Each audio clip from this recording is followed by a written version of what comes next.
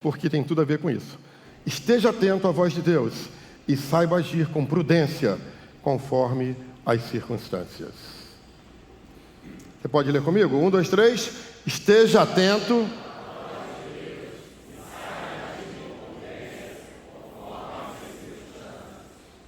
Às vezes nós temos tanta dificuldade de ouvir a voz de Deus.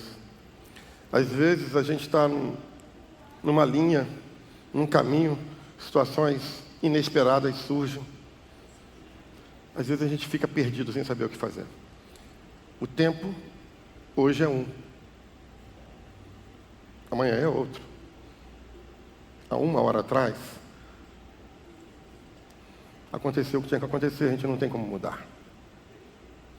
O texto para a gente deixar como base, Eclesiastes capítulo 3, versículo 1, a parte A do versículo, eu usei a tradução da NVT.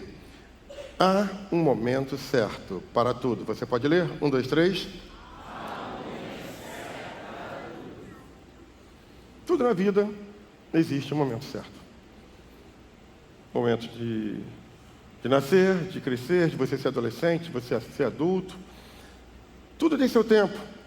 Depois você pode ler Eclesiastes 3 e você vai entender que o texto se complementa. Se você tem propósito, você tem tempo.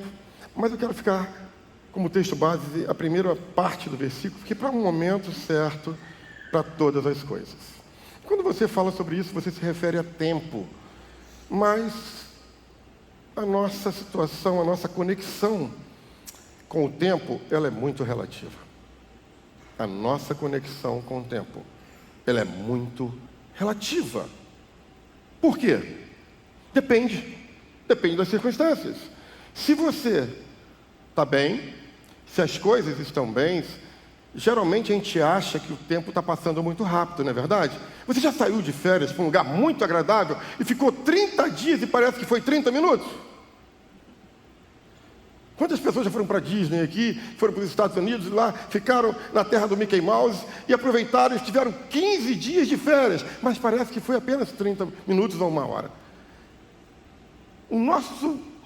Essa situação nossa com o tempo, ela é bem complexa, porque o oposto também é verdadeiro. Às vezes estamos em uma situação tão difícil, tão calamitosa, que o tempo não passa. São situações complexas, isso é muito relativo. Se tudo vai bem, o tempo passa muito rápido. Mas se estamos em adversidades, o tempo se congela. Parece que o tempo não anda. 1 segundo vira uma eternidade. Pesadelos que nunca cessam. E o pior de tudo é quando a gente pede a Deus, ora a Deus, confia em Deus, e a gente não tem aquela direção que a gente esperava. A gente não consegue entender as respostas que não surgem. E a gente entra num conflito terrível. Será que eu estou no tempo certo? Será que é a hora certa? Será que é o momento oportuno? Como eu conviver com isso? E você às vezes se depara por essa falta de sensibilidade de ouvir Deus, porque às vezes eu tenho essa dificuldade. Tem gente que Deus fala o tempo todo. Eu tenho essa dificuldade de ter a minha audição tão apurada, de ouvir Deus o tempo todo. Eu tenho muita dificuldade de entender essa voz de Deus, né? Tem gente que é assim. Mas eu tenho dificuldade de ouvir e entender a voz de Deus. Alguém tem dificuldade como eu? Levante a mão assim, de discernir, bem alto. Olha quanta gente. Às vezes a gente tem essa dificuldade. Isso é fato. E o que acontece? Aí surgem problemas. E os problemas só aumentam. Porque às vezes a gente quer respostas. Mas existem respostas tão claras, tão evidentes, que você não precisa pedir a Deus ou orar a Ele para que Ele possa dizer se é da vontade dEle ou não. Por exemplo, eu vou evangelizar. Ah, Senhor, será que é da tua vontade de que eu vou evangelizar amanhã? Ungidinho do Senhor. É da vontade dEle, sim. Eu estou falando da carne. Mas eu sei que isso é do Espírito. Porque é da vontade de Deus que a gente pregue a palavra. Ou será que é da vontade de Deus que eu leia a Bíblia? É da vontade de Deus que você leia a Bíblia, que você venha se aprofundar no conhecimento. Existem muitas coisas que você não precisa, sinceramente, orar. Você precisa fazer, como certa vez o Senhor falou com Josué. Para de orar, meu irmão, você sabe o que tem que fazer. Você sabe o que tem que fazer. Tem coisas que a gente sabe que tem que fazer. Então, a resposta é óbvia. Amém? Mas tem coisas não. Tem coisas pequenas. Tem coisas que começam a surgir e por falta de equilíbrio e sensatez, pequenas coisas podem se tornar grandes problemas. Você quer ver uma coisa que pode se tornar um grande problema? É falar certo na hora errada. Muita gente está certa, mas fala na hora errada. Por exemplo, com todo carinho, com todo amor, o nosso presidente anterior, ele tinha essa dificuldade. Às vezes falava a coisa certa, mas não no momento propício. Acredito que ele está amadurecendo com isso, como já aconteceu comigo. Eu acho que já aconteceu com você também. Às vezes falamos certo, o que é certo, na hora errada. E quantas vezes tomamos decisões em tempo, decisões erradas, que vão afetar a nossa vida de uma forma bem cruel, bem difícil. Por exemplo, trocar o certo pelo duvidoso. Quantas pessoas estão bem empregadas?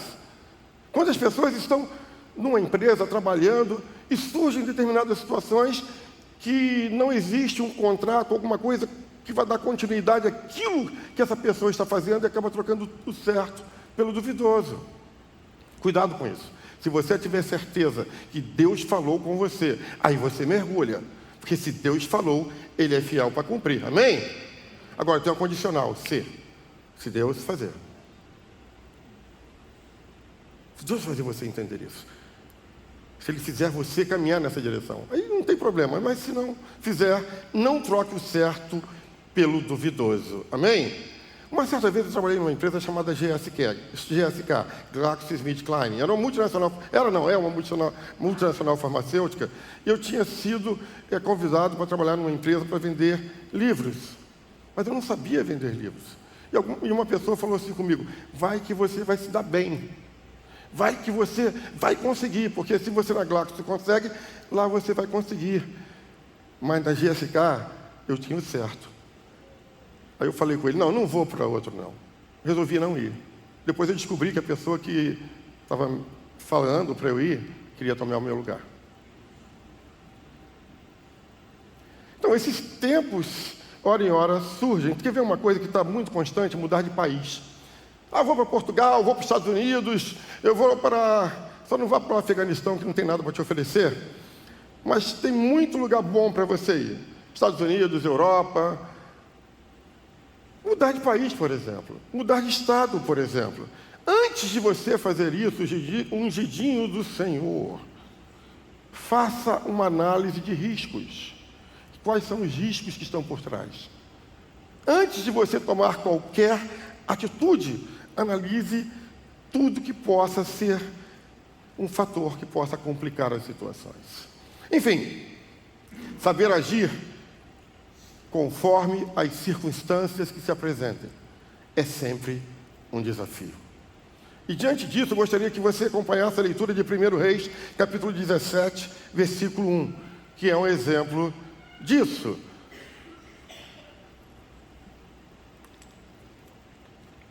Primeiro Reis 17:1 diz: Elias, que era de Tisbe, em Gileade, disse ao rei Acabe: tão certo como vive o Senhor, o Deus de Israel, a quem sirvo, não haverá orvalho nem chuva durante os próximos anos, até que eu ordene.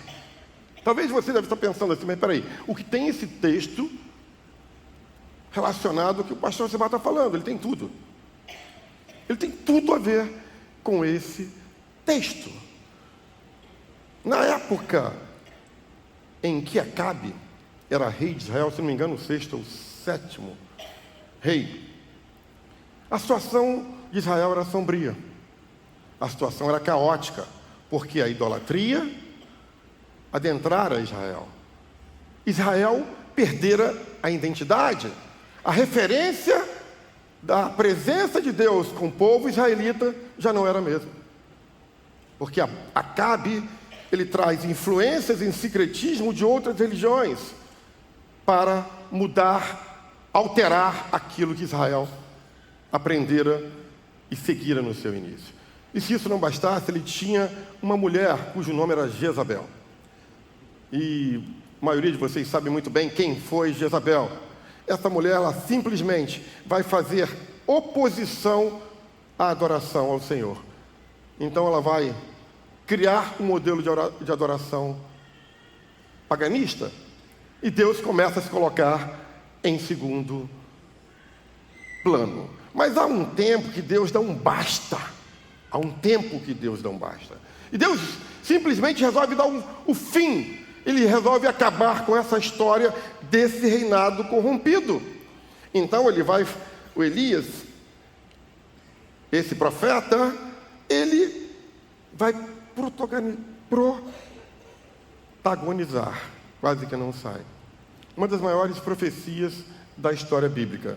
Repetindo, 1 Reis 17:1, Elias, que era de Tisbe, em Gileade, disse ao rei Acabe: tão certo como vive o Senhor, o Deus de Israel, a quem sirvo, não haverá orvalho nem chuva durante os próximos anos, até que eu ordene. É uma profecia única, a gente não encontra algo semelhante na Bíblia. Ele chama a responsabilidade para ele não usa o nome de Deus e vai falar até que eu ordene. E esses dias eu estava lembrando que, sinceramente, eu só lembro de uma pessoa que fez uma oração igual a Elias e o tempo parou. Você lembra, né? Eu lembrei do Rui na hora, porque estava eu e o Rui e a minha digníssima, num determinado lugar, e estava uma chuva, eu estava beirando uma chuva horrível, e a gente tinha uma coisa para fazer muito importante, e eu, Marisete, e o Rui conversando, o Rui olhou para mim e falou assim: ora você. Eu olhei para o Rui assim: ora você, rapaz. Aí eu: você tem certeza? Levantei as mãos: irmão, você não vai acreditar. A tempestade aumentou. Parecia um furacão. Você lembra disso? Você lembra disso? Aí aquela pequenininha que subiu aqui, essa baixinha que falou para as mulheres, Rui cheio de autoridade do Espírito: agora é você, Marisete, vá! Marisete levantou: irmão, você não vai acreditar, parecia Elias 2. Parou tudo, você sabe disso. Que exemplo de fé! E nós saímos humilhados daquela reunião. Enfim, igual Elias, eu só lembro da minha querida esposa. Mas ao contrário da Marisete, Marisete tem uma genealogia, tem uma história, Elias não tem. Esse camarada surge do nada. Ele simplesmente aparece no cenário bíblico sem nenhum contexto anterior. Só sabe-se que ele é de Tisbe, provavelmente uma cidade. E ele surge nesse cenário e vai falar para Acabe: a situação é essa, essa, essa, não vai chover, um tempo determinado, e acabou. Simples assim. Por orientação de Deus. Ele fala exatamente isso. Só que, aí eu começo a ter um grande aprendizado. Pode existir um tempo em que mesmo Deus agindo, Ele pode orientar você a segurar a onda, a ficar fora da visibilidade, a se esconder. Pode existir um tempo. O mesmo Deus que usa Elias para trazer uma profecia para Acabe, uma profecia poderosa, Ele mesmo, o mesmo Deus que fala para Elias profetizar daquela forma, agora manda ele se esconder. Olha o que está dizendo 2 Reis, capítulo 17, versículo 2. Então o Senhor disse a Elias: vá para o leste e esconda-se. É Deus quem está falando. É Deus quem está... Na verdade, eu acho que isso aí está 1 Reis, tá? Eu acho que eu coloquei errado. Não 2. Depois confere para mim. Ok. que eu vi segundo aqui, foi da minha parte, eu corrigi depois. Então, 1 Reis 17:2 dizendo isso. Então o Senhor disse a Elias: vá para o leste, esconda-se. Deus manda Elias sair do cenário, manda ele ficar quieto, manda ele se esconder. Queridos, há tempo que a gente tem que ficar quieto. Tem tempo que você vai dar tudo errado. Então fica quietinho. Você pode piorar a situação. A gente tem que esperar baixar a poeira, fechar a matraca. Tem gente que fala demais.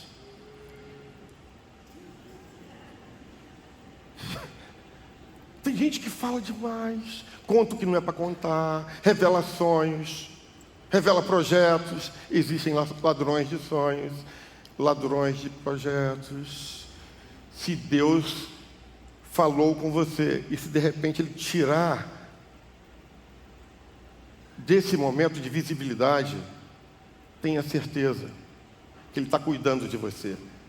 Ele sabe todas as coisas, sabe o momento que a gente tem que falar e o momento que a gente tem que ficar quieto. Amém? Então nós temos que tomar cuidado, porque existem momentos que a gente tem que esconder, ficar quietinho, de boca calada, só esperando acontecer.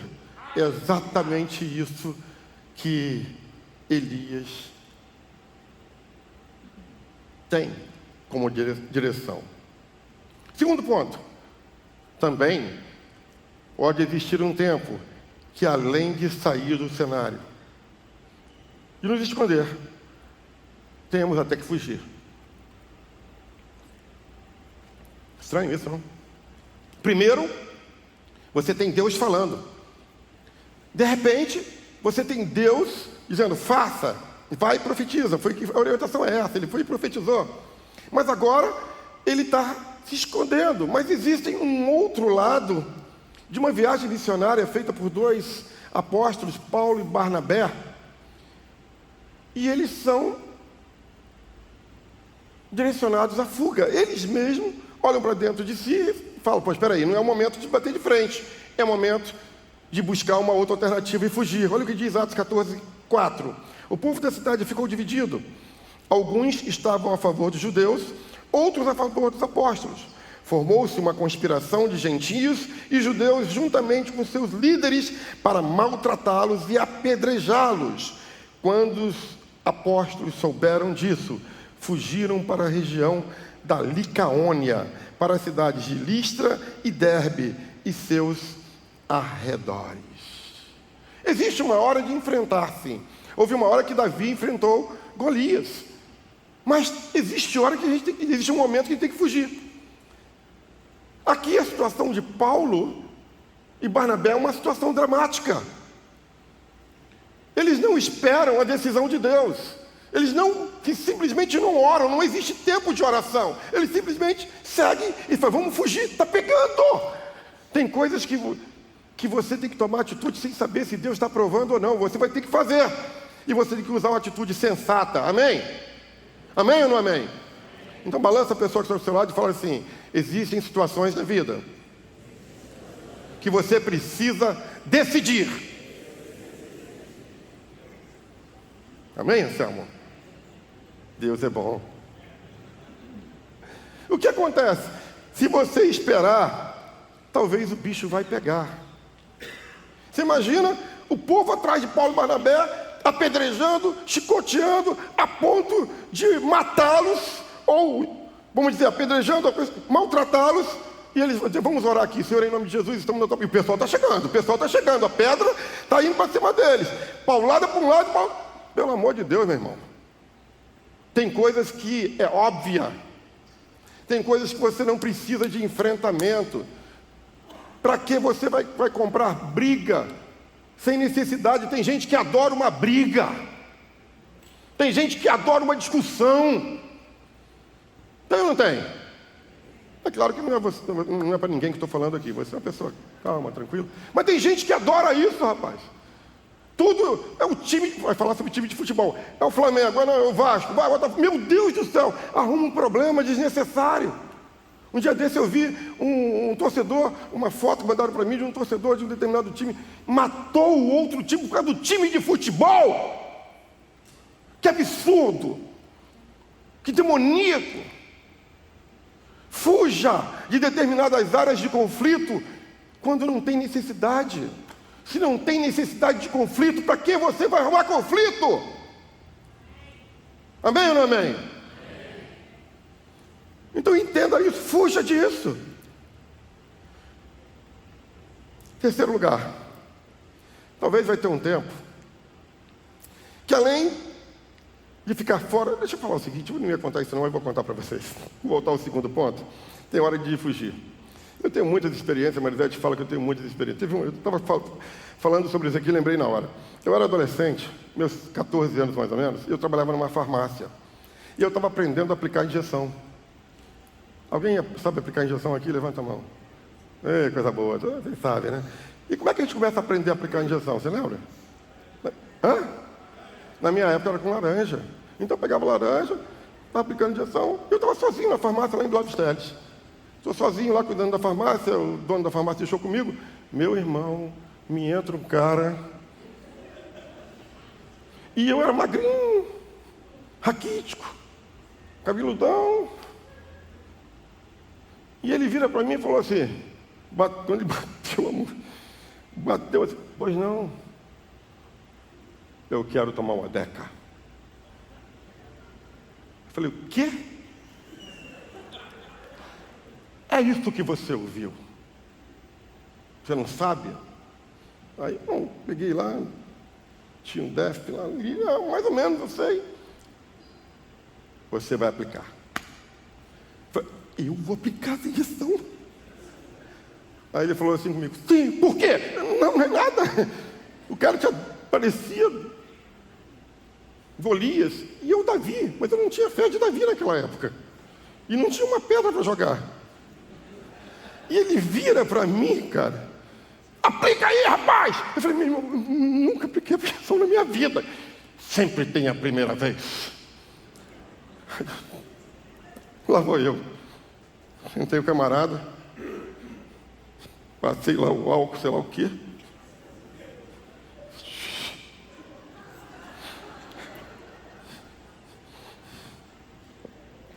Tum!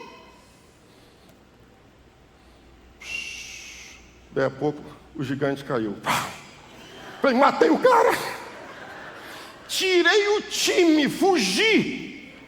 Até hoje eu não sei o que aconteceu. O que eu apliquei nele, se o cara morreu. Eu sei que eu nunca mais voltei para o emprego.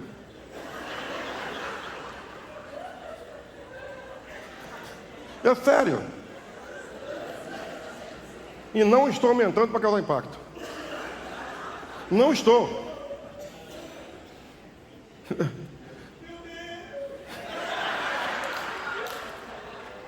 Então, às vezes, você tem que fugir, meu amigo. Se não dá para você, fuja. Não entre em parada que você sabe que tem 99,9% para perder.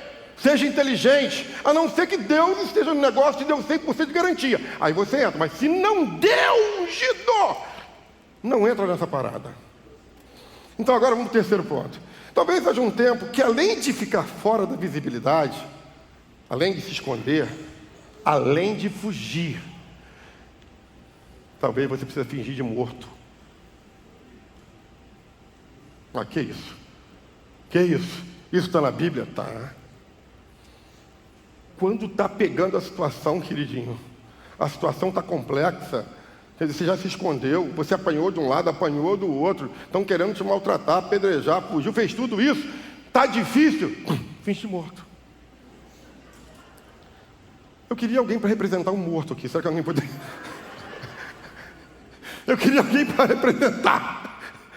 O que acontece? Analise bem o que acontece, analise bem o que acontece com Paulo quando está nesse mesmo período aí, juntamente com Barnabé. Atos 14, 19. Estamos na primeira viagem missionária dele. Hein?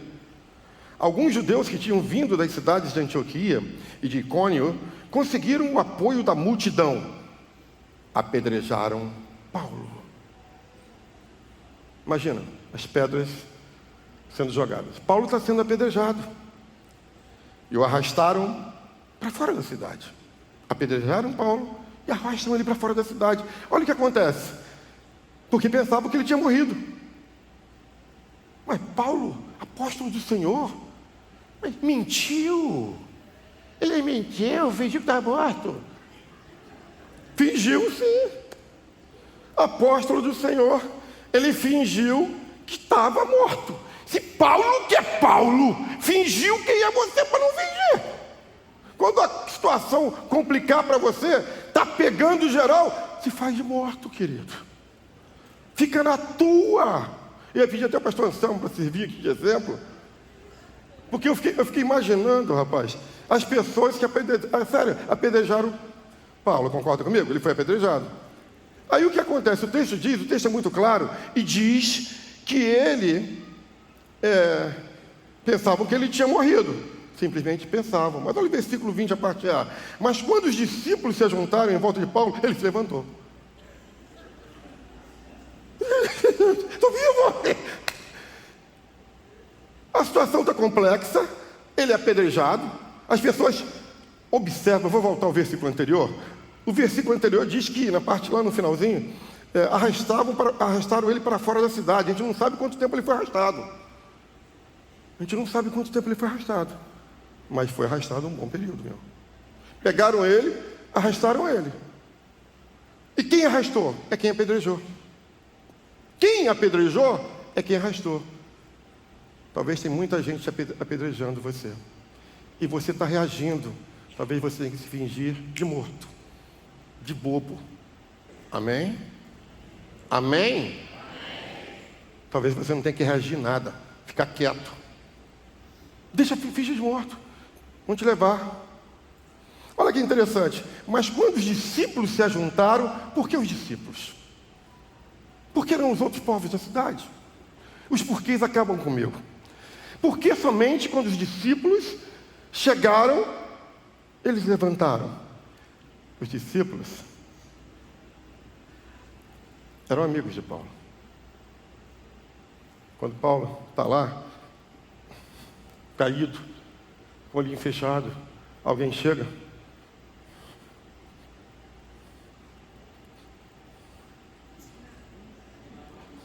Não?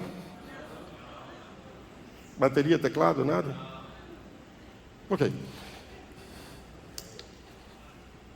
Paulo.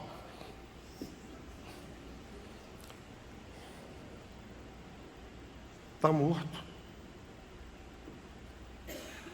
Anselmo está morto. Rui está morto. Felipe morreu. Está morto. Está morto. Às vezes é estratégia de vivo. Estar morto, às vezes, é estratégia de quem está muito vivo. Chegaram os discípulos. Vamos supor que nós temos vários discípulos aqui. Eu não vou chamar ninguém para fazer essa encenação. Mas chegaram os discípulos. Discípulos é aquele que segue. Eram amigos. Ou pelo menos estavam se relacionando e conhecendo o apóstolo Paulo. Tinham algum relacionamento com ele. Nesta hora, eu até acredito que ele não abriu os dois olhos de uma vez, ele abriu um olho só. Aí quando viu a galera, que era da patota dele, Paulo levantou. E seguiu o caminho. E seguiu o seu chamado. Às vezes, fingir de morto é a estratégia do chamado. Amém? Vamos voltar a Elias? Vamos sair do Novo Testamento e voltar a Elias.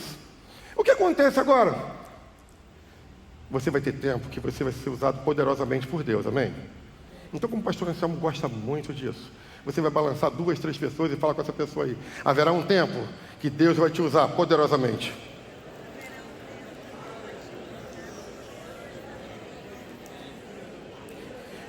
Vai ter um tempo que ninguém vai te segurar. Você vai ser usado por Deus. Vai ter um tempo que Deus vai me usar poderosamente, amém?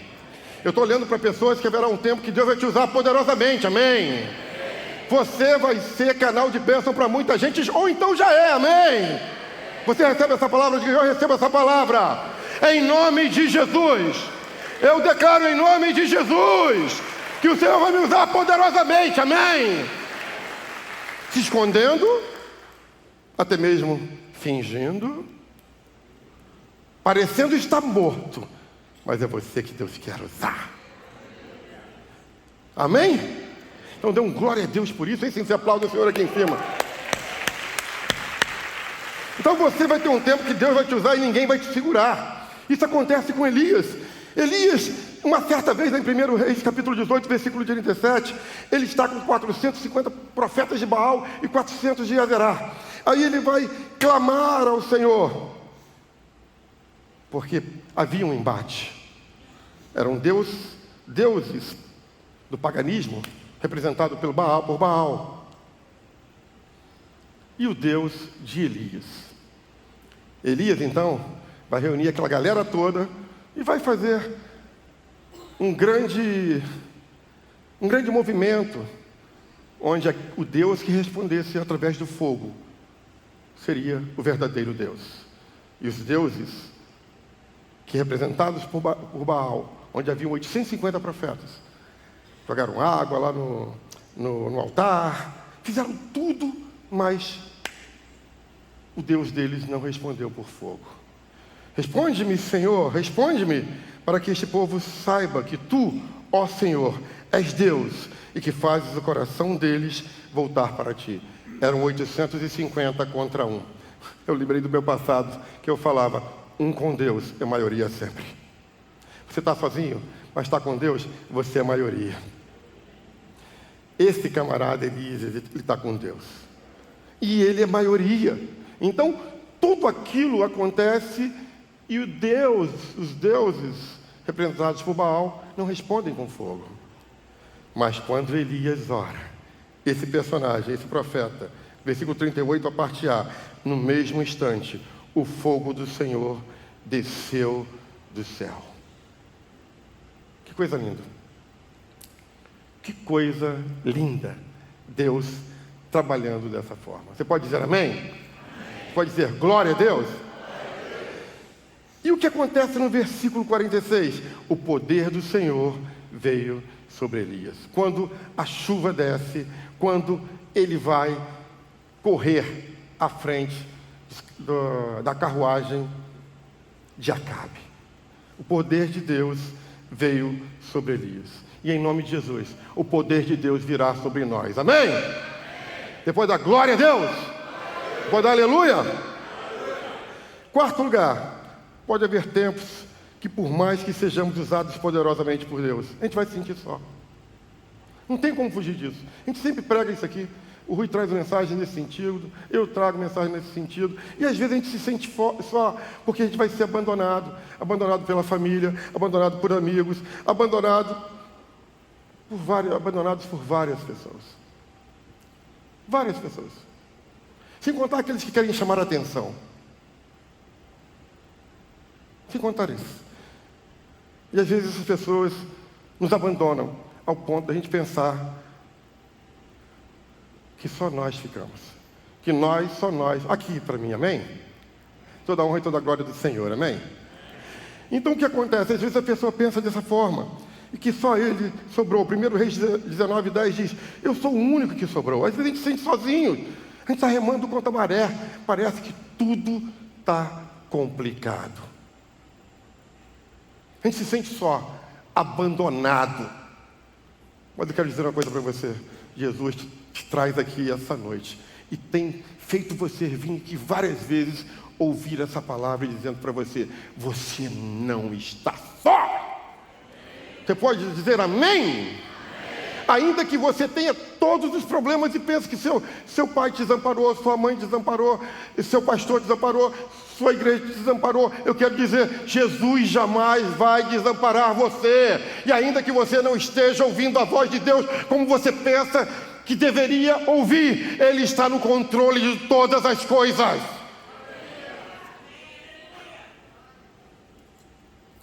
Mas chega um momento que que perdas, esfriamento, desânimo, tudo isso nos abate, sim. As controvérsias da vida, ausência de respostas, tempos inoportunos.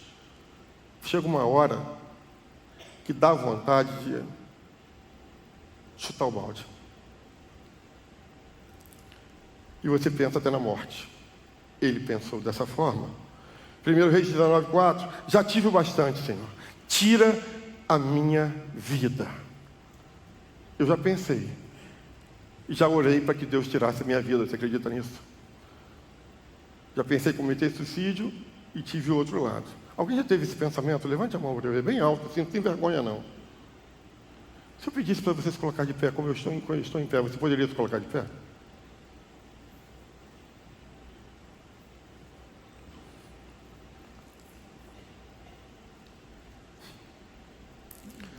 Sabe por que você não fez? Sabe por que eu não fiz?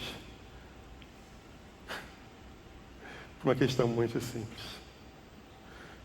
Você não veio a este mundo por acaso. Deus tem um projeto na tua vida e tem projetos na minha vida. Nós não morreremos enquanto Deus não cumprir tudo aquilo que Ele tem para cada um de nós. Amém. Amém. Dê um forte aplauso, sim, e agradeça ao Senhor. Você é mais que vencedora. Pode sentar. Aí, o que acontece? Elias entra numa caverna. Versículo 9, a parte A. Ali encontrou uma caverna onde passou a noite. Eu queria dizer uma coisa para você. Às vezes o tempo da caverna é necessário. Às vezes é necessário, porque é um tempo de refletir. É um tempo de Deus trabalhar dentro de cada um de nós. Às vezes o tempo da caverna é necessário. Às vezes. Guarde isso. Já caminhando para o encerramento. 1 Reis 19:9, a parte A. Ali encontrou uma caverna onde passou a noite. Então o Senhor lhe disse: o que você faz aqui, Elias? O que você veio fazer aqui? O Senhor falou com ele. Observe que ele tem uma longa jornada. Ele sai de um lugar e vai para outro muito longe. Algumas situações acontecem, não dá tempo de eu falar tudo aqui. Mas fato é que tem um tempo que ele é levado à caverna. Aí quando eu olhei isso, meu coração bateu muito forte. O tempo é uma coisa, o ambiente é outra totalmente diferente. Vou repetir. O tempo é uma coisa, o ambiente é outra totalmente diferente. Quando nós falamos aqui, tem tempo para tudo. O ambiente faz diferença. Não era para ele estar naquele momento na caverna. O ambiente não era aquele. Não era aquele. Mas talvez o tempo sim. Talvez fosse tempo e Deus permitiu que ele fosse para aquele lugar, para que ele pudesse passar por algumas experiências. E talvez essas experiências a gente comece a entender de uma forma muito clara. Sabe por quê? Porque às vezes a gente só foca em determinadas situações que atrapalham muito a nossa vida. O ambiente faz toda a diferença. Paul Washer, ele disse algo que me impactou muito, já li isso aqui na igreja uma certa vez. O ambiente faz toda a diferença. Não busque uma igreja mais perto da sua casa. Busque uma igreja mais perto da palavra de Deus. Mais perto da Bíblia. Não busque uma igreja cujo pastor vai pregar aquilo que você quer ouvir. Busque uma igreja onde Deus vai falar aquilo que você precisa ouvir. Através das pessoas que lá estão. Esse personagem entra na caverna. Deus questiona ele: por que você veio para cá? Por que você saiu sem me consultar? Você não era para ter saído de lá. E às vezes a gente se mete em apuros. A gente procura o apuro. A gente que cria o problema. A gente que cria a situação. Às vezes somos nós que somos responsáveis por isso. Esse Elias orou e não choveu. Orou e choveu. Ressuscitou o filho de viúva. Fez tantas coisas. E agora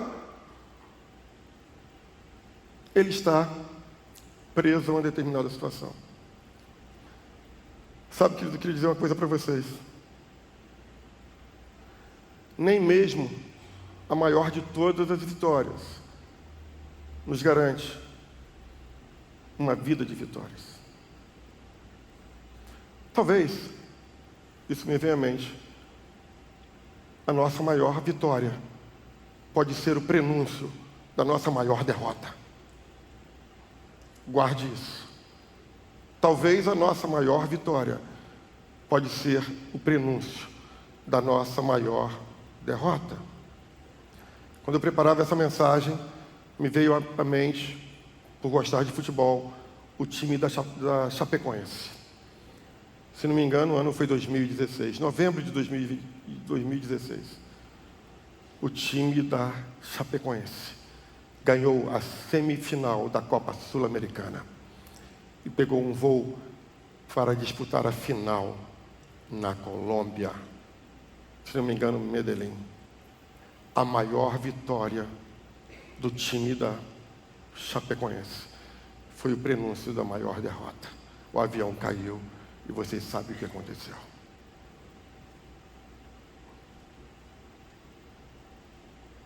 Temos que tomar muito cuidado com isso. Foram momentos de vitória que Elias passou. Mas talvez os momentos de vitória de Elias foram prenúncios de grandes derrotas que viriam pela frente. Mas um dia,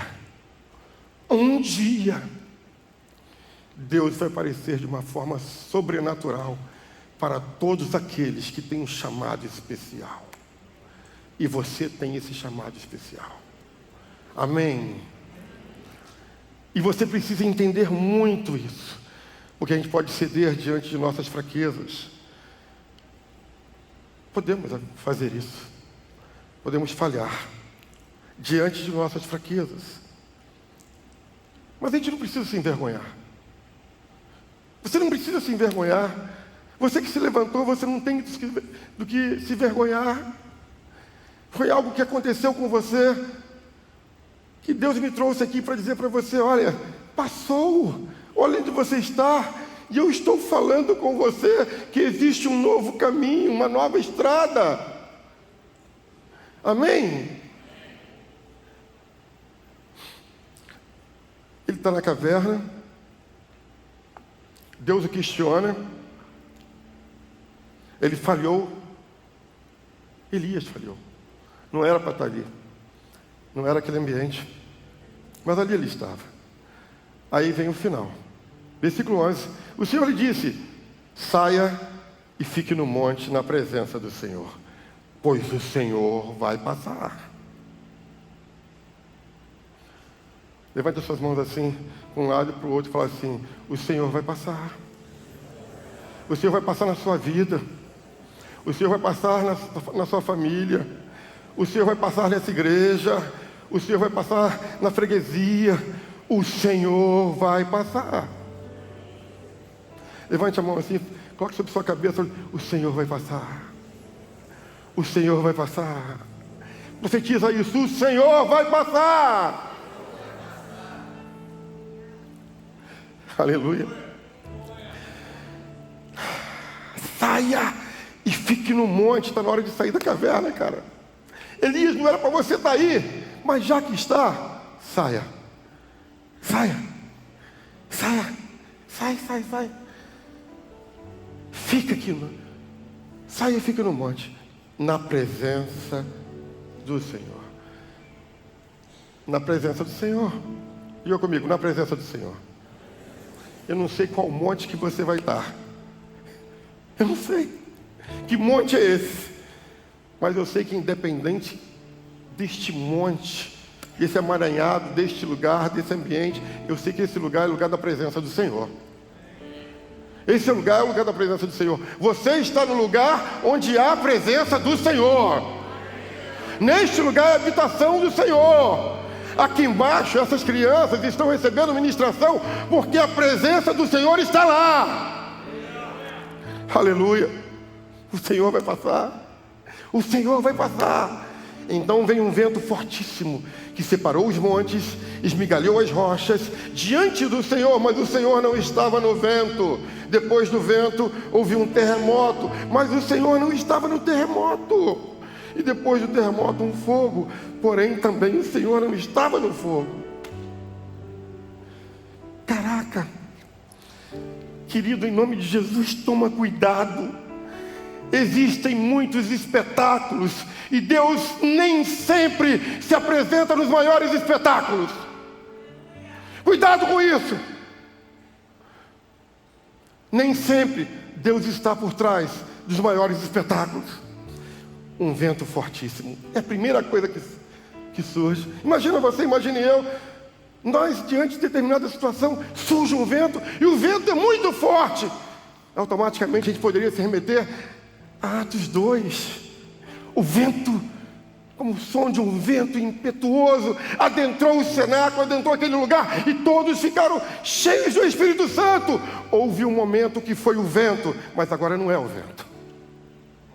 Nesse vento, Deus não está. Cuidado! Não é todo vento que Deus está. Não é. Poderia ter sido, mas Deus não estava no vento. E o terremoto, talvez você pense assim, não, agora é Deus. Afinal de contas, Jericó foi destruído por um terremoto. Foi através do terremoto que foi um sinal de Josué tomar Jericó. Agora é Deus. Elias estava lá, ele ouviu o vento. O terremoto sacode aquele lugar. Você imagina que se viesse um terremoto aqui, você fala, agora é Deus. Deus não estava nesse terremoto. Deus não estava ali. Deus não estava ali. Mas agora é o fogo. O símbolo da hierarquia é o fogo. É a chama. O símbolo da hierarquia é a chama. Mas agora é Deus.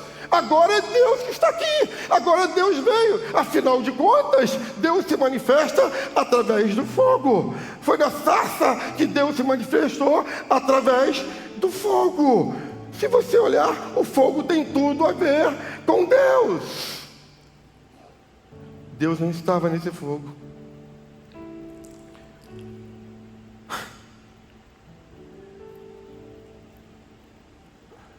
Aí, o Senhor disse a Elias, 19:15a, através de uma voz mansa e delicada, uma voz mansa e delicada. Eu tirei hoje para falar com uma voz mansa e delicada. Feche seus olhos, será que Deus vai falar no seu ouvido? Tenha sensibilidade espiritual. Talvez Deus vai falar com você. Agora, você não cometeu suicídio porque eu tenho um projeto para você.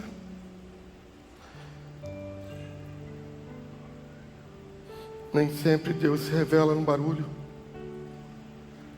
no alvoroço, nos grandes espetáculos. Talvez nessas horas Deus começa a falar no nosso coração e mudar a nossa história de vida, mudar os nossos pensamentos. Você pode colocar de pé ainda nesse espírito de oração, com os olhos fechados. Volte pelo caminho de onde veio, Elias. Volta.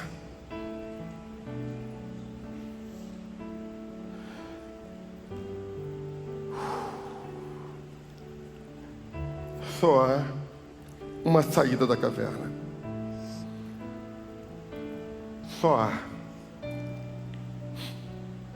uma saída da caverna. Pelo mesmo lugar que você entrou. Só existe Um caminho quando se está no fundo do poço é subir e sair pelo mesmo caminho qual te levou ao fundo do poço. Eu quero encerrar essa mensagem convidando você aqui à frente. Você que se viu dentro dessa caverna.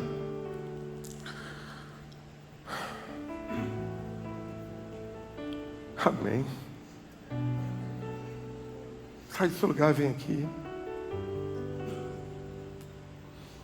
Sai do seu lugar, você que se viu nessa caverna, que se vê nesse poço. Vem aqui à frente, a gente vai orar por você. Não vai ter espetáculo. Porque vai ter uma voz mansa e suave, falando ao seu coração. E Deus vai começar a fazer novo todas as coisas.